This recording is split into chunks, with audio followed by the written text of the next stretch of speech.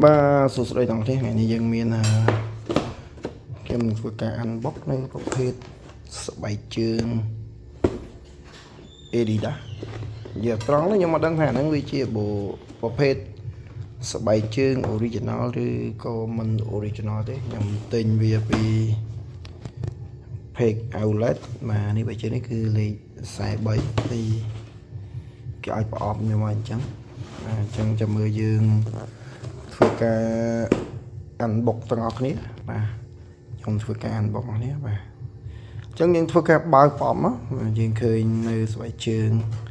AD0 SL Evo mà bài trường cái tranh tôi chia 1 năm hay trên 1 năm hay cứ chia AD0 Evo SL ấy nhầm tính cứ chiaประเภท outlet product màដោយសារខ្ញុំមានថាវិការគ្រប់គ្រាន់ទិញ original ទេ original sin គេម្ដងពី store ហ្នឹងវាតម្លៃដល់ទៅ130 140អញ្ចឹងទៅអញ្ចឹងជាងទិញអានេះគ្រាន់តែប្រាប់ថាតម្លៃវាធូរ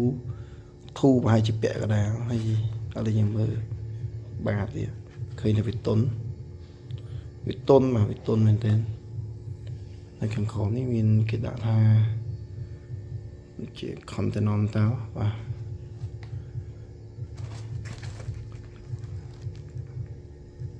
ហើយចំពោះខ្សែវានេះគឺតុនទាំងអស់ណាខ្សែវាគឺតុនមែនទេនេះខ្សែប្រភេទនៅខាងលើនេះគឺតុននៅក្នុងស្បែកជើងគឺមាន Price Tag ដែល Price Tag ហ្នឹងគេបានឆោតកន្លែង scan ចោលហើយបាទយ៉ាងប្រហែលជាយើង scan មិនកើតទេចឹងសម្រាប់អ្នកដែលគិតថានិយាយទៅខ្ញុំអត់ដឹងថានេះវាជា original ឬក៏អត់ទេអ្វីដែលខ្ញុំដឹងគឺបែបជើងនេះគឺតុនស្រួលពាក់ហើយស្រាលមែនទែននឹងទម្ងន់មែនទេស្រាលមែនទែននេះគឺជាចំហៀងខាងស្ដាំនេះគឺជាចំហៀងខាងស្ដាំបើយើងមើលទៅលើ Price Tag នេះគេដាក់ថាវាផលិតនៅខែ2 2025ចឹងស្បែកជើងនេះវាផលិតបាន1ឆ្នាំហើយព្រោះឥឡូវវាខែ2 2026ហើយចំពោះបែបនេះគឺតុនបាទគឺតុនមែនតើហើយការដែលគេ print នេះគឺស្អិតជាប់នឹងហ្មងស្អិតជាប់ហើយចំពោះនេះគឺខាងលើវានេះវាលក្ខណៈយ៉ាងដូចជាជ័រមិនមែនកណាត់ទេយ៉ាងជ័រ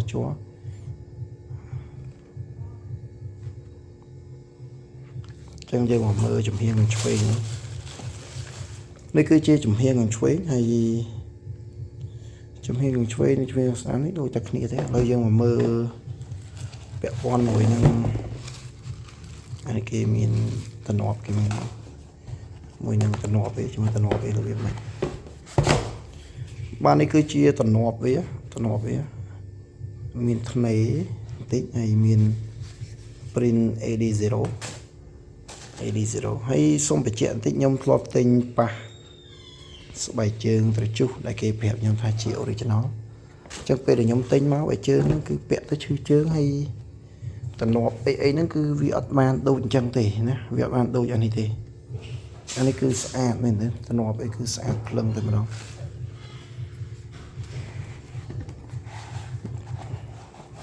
អញ្ចឹងអានេះតាក់ទងមួយការ unboxing គឺមានប៉ុណ្ណឹងបើសិនបើបងប្អូនមានចម្ងល់ឬក៏មានខមមិនយ៉ាងណាពាក់ព័ន្ធមួយនឹងស្បែកជើងមួយគូនេះហើយគិតថាស្បែកជើង original នៃ Adidas Evo SL យើងគួរមើលរបៀបម៉េចទើបដឹងថា original ឬមិន original ទេអាច comment បានហើយសម្រាប់ខ្ញុំគិតថានេះវាសឹងតែពួកខ្ញុំធ្លាប់តែលោស្បែកជើង original នៅក្នុង store គេដែរគឺវាដូចសឹងថា 99% ហើយខ្ញុំមិនដឹងថាវាជា original ឬក៏អត់ទេមានតែប៉ុណ្្នឹង